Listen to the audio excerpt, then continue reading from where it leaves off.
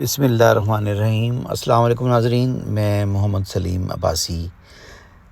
ناظرین کرام، یہ ویڈیو اس وقت کی ہے جب ہم شہر طائف کی پہلی زیارت کر رہے تھے۔ مسجد عبداللہ بن عباس کے باہر جب ہم کھڑے تھے تو ہم نے کبوتروں کے آگے دانہ ڈالنے کی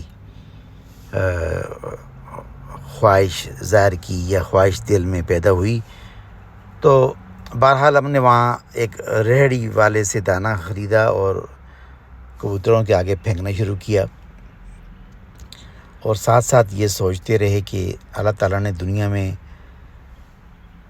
نہ جانے کتنی طرح کے پرندے اتارے ہیں، لیکن اس کی کیا وجہ ہے کہ جہاں کہیں بھی اولیاء اکرام یا مقدس مقامات کی بات آتی ہے تو وہاں صرف کبوتر ہی ہمیں کیوں دکھائی دیتے ہیں، اور یہ کبوتر کہاں سے آتے ہیں اور کہاں چلے جاتے ہیں۔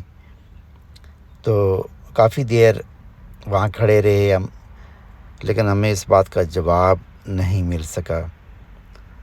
اگر آپ کے ذہن میں کوئی اس کا جواب ہے تو ضرور ہمیں بتائیں پلیز۔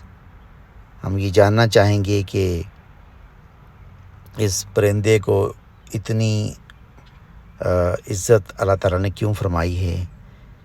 یہ ایک سوالیہ نشان ہے۔ چلیں آپ بھی سوچیں اور آپ ہمیں اپنے کمنٹس میں آگاہ کریں۔ اگلی ویڈیو تک آپ سے اجازت چاہتے ہیں۔ میری طرف سے آپ سب کو السلام علیکم اور خدا حافظ۔